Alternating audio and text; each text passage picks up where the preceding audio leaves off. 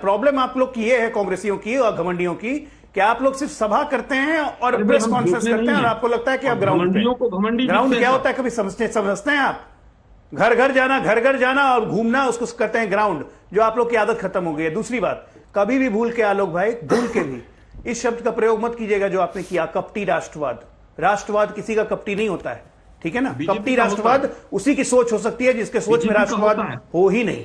अभी आपने बोला। तीसरी बात बताता हूं, सुनिए, स्मृति ईरानी ने मिमिक्री गलत नहीं की। फिर एक यार बीच में क्यों बोल रहे हैं? बीच में नहीं, आलोक जी क्यों बोल रहे हैं? फिर मुझे ऑडियो नीचे करना। उन्होंने नहीं बोला, आपके बीच में हाथ उठाया।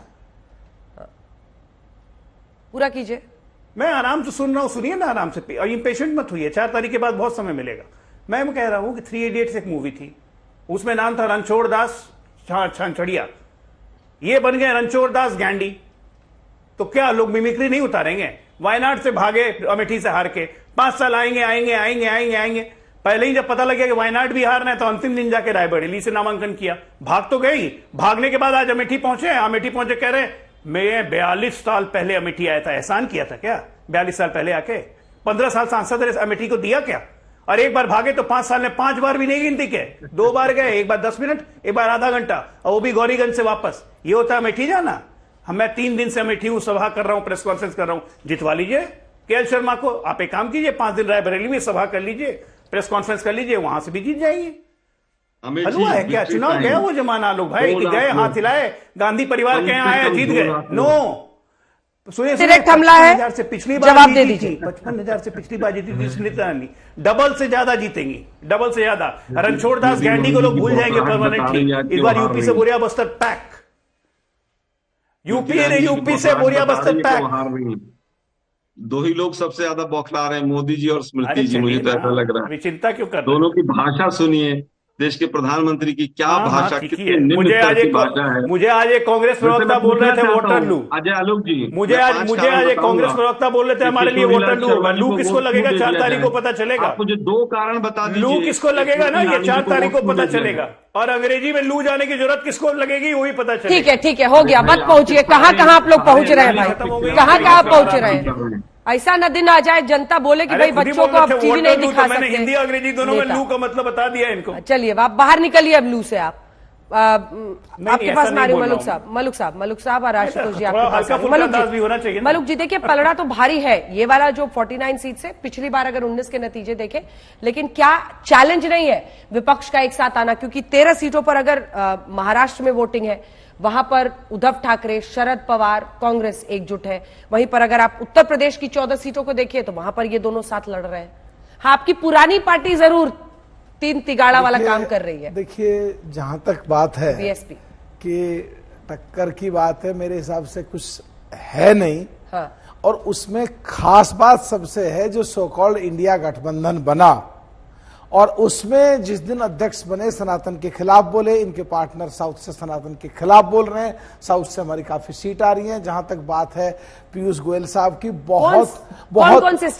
बहुत बड़ी मात्रा में, कर्नाटक और कई स्टेट, बहुत बड़ी मात्रा में पीयूष गोयल साहब भी महाराष्ट्र से जीत के आ रहे हैं और बहुत अच्छी महाराष्ट्र में है।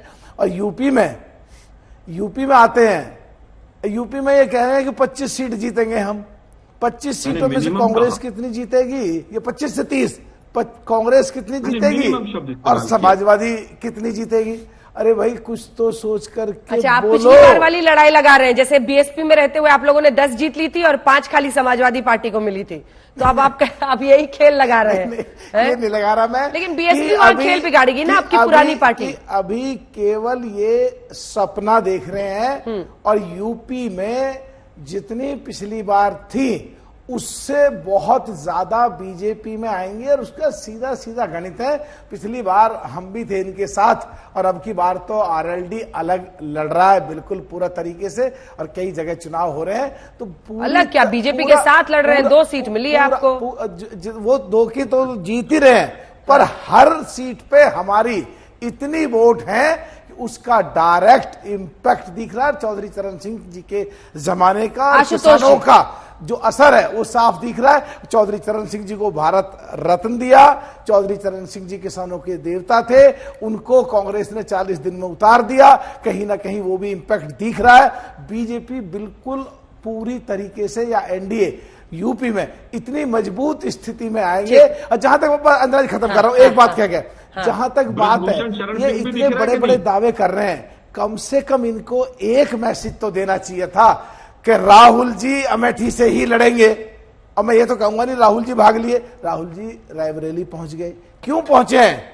जम्मू कश्मीर का 29.4% मुसलमान गुजर 370 हटने के बाद जो एकदम खुश है, और अमेठी में 5.5 लाख मुसलमान है, जिनमें 3.5 लाख गुजर मुसलमान है, वो पूरा इकट्ठा होकर के बीजेपी को स्मृति ईरानी जी को वोट दे रहे हैं। राहुल जी को पूरी तरह डर था कि वो हारेंगे। आशुतोष जी, इसी पर मैं आपका कमेंट चाहती हूँ, इसी पर कमेंट चाहती हूँ। क्या आपकी नजर में भी अमेठी से लड़ना चाहिए था राहुल गांधी को? रायबरेली जाना गलत संदेश क्या? क्योंकि अब वोटिंग है 20 मई को। आवाज देखिए, राहुल गांधी को अमेठी से लड़ना चाहिए। मैं आपके चैनल पे कई बार कह चुका हूं, इसमें मुझे मैं ये नहीं कहूंगा कि राहुल गांधी को अमेठी से नहीं लड़ना चाहिए, लेकिन हर पार्टी की अपनी एक रणनीति होती है। उन्होंने अपनी रणनीति के हिसाब से तय किया कि हमें अमेठी से नहीं लड़ना, हमें रायबरेली से लड़ना है।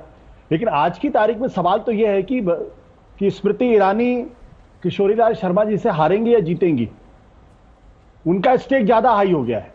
अगर गलती से वो कहीं हार गई तो फिर क्या होगा? और वो जायंट किलर है पिछली बार की, वो जायंट किलर है। उन्होंने जो गांधी की सीट थी वो सीट बीजेपी की झोली में लाई थी। हाँ, अब उसमें सवाल ये कि अगर वो जीत जाएंगी तो कोई बड़ा तमगा मिलने वाला नहीं, अगर हार गई तो फिर उनकी राजनीति बड़ा गहरा सवाल खड़ा। लेकिन ये जो चरण है, इस चरण में अगर आप ईमानदारी से असेसमेंट करें तो इसमें भारतीय जनता पार्टी को अपने को बचाना है, क्योंकि इतनी ज्यादा सीटें इनके पास इस चुनाव में है। इसलिए चुनौती बीजेपी के पास आज की तारीख में ज्यादा है। 40 सीटें भारतीय जनता पार्टी ने जीती थी पिछली बार, तो जाहिर सी बात है 49 में से 40 सीटों को बचाना बहुत बड़ी चुनौती का प्रश्न है। और उसमें भी उत्तर प्रदेश में जहां 14 सीटें हैं, महाराष्ट्र में जहां 13 सीटें हैं, और महाराष्ट्र में भले ही आलोक जी हमारी बात से सहमत हो या ना सहमत हो, लेकिन आज की तारीख में महाराष्ट्र के अंदर बीजेपी बहुत बुरी तरीके से फंसी हुई है। जो एकनाथ शिंदे को लेकर आए थे, अजीत पवार को लेकर आए थे, ये इतने बड़े बोझ बनकर उभरे हैं कि भारतीय जनता पार्टी को अफसोस हो रहा होगा। अगर भारतीय जनता पार्टी महाराष्ट्र में अकेले अपने दम पर चुनाव लड़ती तो शायद पहले से बेहतर परफॉर्मेंस करती। क्या जय आलोक जी, अब आप विशेष स्नेह उन पर बरसा सकते हैं। वो कह रहे हैं कि आपका स्टेक ज्यादा है, आपने 40 सीटें जीती थी और आपके लिए चैलेंज बड़ा है। और महाराष्ट्र में भी वो पॉइंट आउट कर रहे हैं कि जो आपकी तरफ आया उस पर आप सॉफ्ट हो गए। बहुत दिन के बाद आशुतोष जी ने कुछ सही बात बोली है, इसलिए पूर्ण समर्थन करता हूं कि निश्चित तौर पे 49 सीट में 40 हमने जीती थी, स्टेक हमारा ज्यादा है, लेकिन हमारा टारगेट बड़ा हो गया। आशुतोष भाई क्या कीजिएगा, पिछली बार 40 जीते थे, इस बार कम से कम 45 जीतेंगे। यही टारगेट पे लेके जा रहे हैं। आज आप जानते हैं कि हम जब टारगेट सेट करते हैं तो उसको अचीव करते हैं। महाराष्ट्र की आपने बात की कि हम बहुत बुरी तरह से फंसे हुए हैं, जरा बता दीजिए कैसे? पिछली बार हमने महाराष्ट्र में 25 सीट जीती थी। इन राज्यों में से किसमें आप एक सेकंड आप कह रहे हैं 45 पे ले जाएंगे? एक सेकंड वो ग्राफिक्स दिखाइएगा जहां जहां चुनाव है। उत्तर प्रदेश की 14 सीटें हैं, महाराष्ट्र की 13 हैं, वहां पहले ही आप 40 जीते थे, वहां पहले ही आप 64 जीते थे। पश्चिम बंगाल की 7 हैं, बिहार की 5, बिहार में आप सारे ले गए थे एक छोड़ के। ओडिशा, झारखंड, लद्दाख, जम्मू कश्मीर, कहां पे गेन कर लीजिएगा? कौन से राज्य में 5 सीटें और आ जाएंगी? हम गेन कर रहे हैं, हम बता रहे हैं हम कहां गेन करने जा रहे हैं। हम उत्तर प्रदेश में गेन करेंगे, हम उड़ीसा में गेन करेंगे, हम बंगाल में गेन करेंगे। टारगेट हमारा 45 जाएगा। उत्तर प्रदेश में मत भूलिए, आशुतोष जी मानेंगे इस बात को कि कांग्रेस और सपा वो ताकत नहीं है जो सपा और बसपा ताकत थी और आरएलडी थी। तीनों मिलकर एक बड़ी ताकत थी, और कांग्रेस और सपा उसके मुकाबले कुछ नहीं है। तो निश्चित तौर पर उत्तर प्रदेश में हम गेन करने जा रहे हैं, और तभी जब आरएलडी हमारे साथ है। अभी नागर साहब बता रहे थे आपको, महाराष्ट्र में हम इस बार 30 सीटों पर लड़ रहे हैं। आरएलडी का कितना दम भरिएगा? अजीत सिंह साहब, बीजेपी लड़ती तो बहुत अच्छा करती। अजीत जी खुद अपनी सीट आरएलडी का दम नहीं भर रहे हैं भाई। आरएलडी के अपनी सीट नहीं बचा पाए थे। आरएलडी के प्रभाव वाली सीटों तो हमारे खिलाफ लड़ रहे हैं, तो कहां से बचाते हैं? हमारे साथ लड़ेंगे तब उनकी भी ताकत बढ़ती है, हमारी भी बढ़ती है। मैं तो वही कह रहा हूं कि उत्तर प्रदेश में पिछले बार के मुकाबले इस बार का गठबंधन कुछ नहीं है। पिछले बार सर्वशक्तिमान गठबंधन था हमारे खिलाफ, जिसमें सपा, बसपा और आरएलडी थी। उत्तर प्रदेश में इससे मजबूत गठबंधन कभी हो ही नहीं सकता है। कांग्रेस की औकात कहां है उत्तर प्रदेश में भाई? 10 कार्यकर्ता आपको नहीं मिलेंगे किसी पार्लियामेंट या विधानसभा क्षेत्र में। मैं गलत कड़े शब्द यूज कर रहा हूं, माफ कीजिएगा, लेकिन सच्चाई यही है। ये बात सपा को ही पता है, ये बात आरएलडी को ही पता है, बसपा को ही पता है। हम वहां गेन करने जा रहे हैं, क्लीन स्वीप होगा। दूसरा चीज मैं कह रहा हूं कि महाराष्ट्र में हम 30 सीटों पे लड़ रहे हैं। अगर हम अकेले ही लड़ेंगे और 30 में मान लीजिए 30 जीत गए, 28 जीत गए, तब भी तो हम गेन ही कर रहे हैं महाराष्ट्र में। हम लूज कहां किए? बिहार में कोई शक शुबा है ही नहीं। आप ही बता दीजिए कौन सी सीट पे हम रिजल्ट लूज कर जाएंगे। ओडिशा में हम गेन कर रहे हैं, तो इसलिए तो कह रहे हैं कि हमने टारगेट बढ़ा दिया, विनिंग टारगेट। हम 40 से 45 की ओर बढ़ रहे हैं। आरएलडी की बात आई थी, मलुक साहब ने हाथ उठाया, उसके बाद में आ रही हूं आलोक जी। हाँ जी, देखिए अंजना जी, जहां तक बात आरएलडी की है कि वे 2 ही सीट हैं, ये पिछली बार अजीत सिंह जी हारे, ये जैन जी हारे, मेरी बराबर में सीट थी, मैं जीता, मैं भी उसी गठबंधन में लड़ रहा था। आरएलडी की स्थिति 3.5 लाख वोटों से लेकर के और 1 लाख तक 40 लोकसभाओं में है। 1 लाख वाला, 2 लाख वाला, जहां 6 लाख वोट की जरूरत हो सकता है ना जीत पाए, लेकिन अगर वो साथ हो जाए 40 लोकसभा की सीट को इंपैक्ट करता है।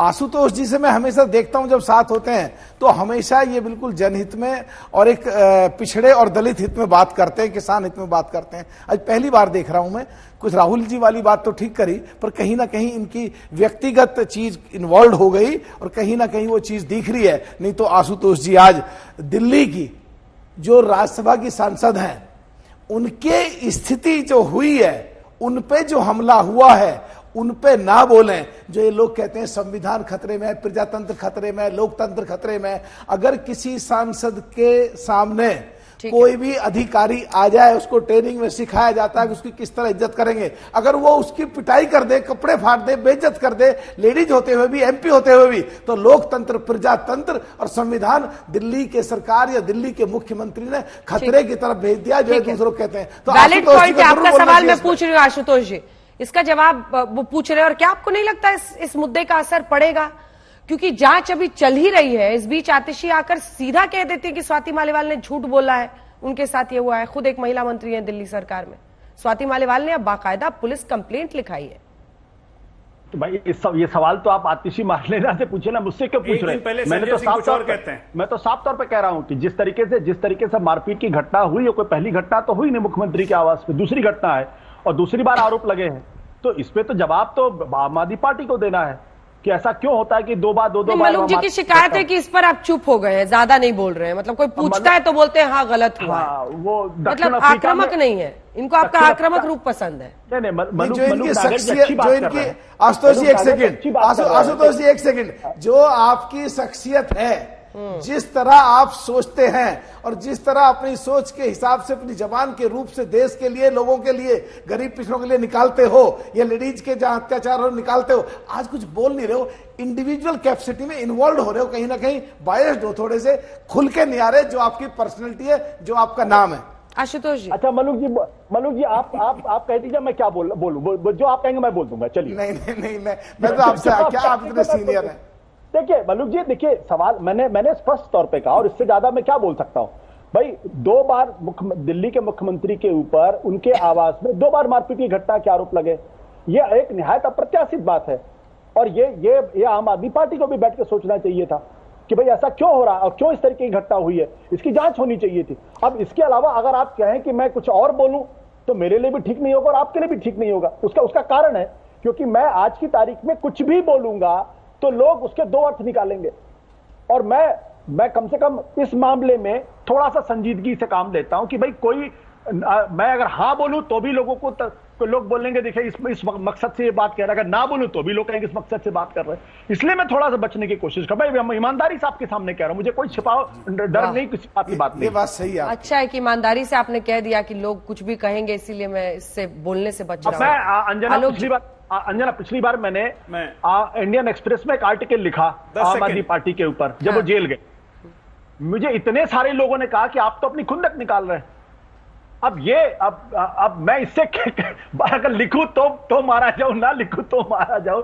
तो इसलिए मैंने कहा कि जो स्पष्ट बात है, मैं साफ तौर पर कह रहा हूं कि मुख्यमंत्री जी को यह सोचना चाहिए था कि 2 बार उनके घर पे इस तरीके की मारपीट की बात हुई है, तो उनको सोचना चाहिए। और एक महिला सांसद के साथ हुई है आलोक जी, एक महिला राज्यसभा सांसद। कांग्रेस पार्टी का क्या है इस पर स्टैंड? क्योंकि कांग्रेस पार्टी का हमेशा से स्टैंड है कि कहीं पर भी किसी भी महिला के खिलाफ कोई भी चीज गलत हुई है, दिल्ली पुलिस अमित शाह जी के अंडर है, वो जांच करे पूरी तरह से, और अगर वहां पर इस तरह की कोई भी घटना घटी है, जो भी उसका न्यायिक प्रक्रिया है वो अपनाया जाए। इसमें कहीं पर कांग्रेस पार्टी को कहीं कुछ सोचने की आवश्यकता नहीं है। लेकिन दुर्भाग्य ये है कि 4 दिन पहले उदयपुर में एक लड़की के 7 टुकड़े कर दिए, मलूक नागर जी को तो पता ही नहीं चला होगा और ना ही हिंदुस्तान के मीडिया को पता चला होगा। उसके ऊपर किसी ने किसी से कोई सवाल नहीं पूछा कि क्या हुआ वहां पर, क्यों हुआ और कैसे हुआ। मणिपुर के ऊपर मलूक नागर जी ने कोई एक शब्द याद नहीं आएगा। किस तरह से हाथरस की लड़की और किस तरह से बृजभूषण शरण सिंह के बेटे को टिकट दिया गया, जिनके ऊपर आरोप सिद्ध हो गए हैं, वो किसी को नजर नहीं आएगा। खैर, बसपा पूरी तरह से देश के अंदर से समाप्त हो गई है और उसका एक सीधा सीधा कारण था कि बसपा ने बीजेपी के सामने सरेंडर किया। बहन मायावती ने किस तरह से अपने भतीजे को पार्टी से बाहर किया, जिसने बीजेपी के एक खिलाफ 2 सेंटेंस बोले थे। बसपा के डाउन होने से सीधा सीधा फायदा जो हुआ है, वो सीधा सीधा फायदा गठबंधन को हुआ और इसीलिए मलूक नागर जैसे लोग बसपा का दामन छोड़ के इधर आ गए थे। और इसका सीधा प्रभाव जो था वो कहाँ था? उत्तर प्रदेश। सिर्फ 2 लाइन का जवाब मुझे, अब कंक्लूडिंग रिमार्क लेना है।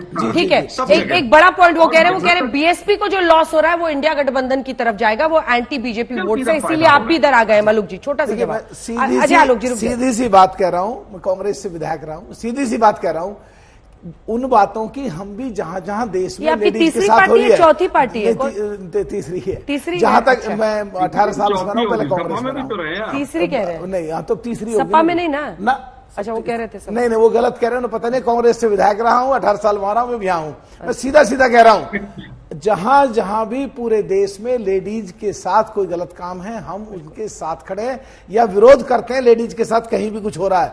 लेकिन आप दिल्ली की बात को छोड़ के दूसरी स्टेट में कैसे कूद के जा रहे हो? दिल्ली में सीधा सीधा क्यों नहीं बोल रहे दिल्ली की बात पे?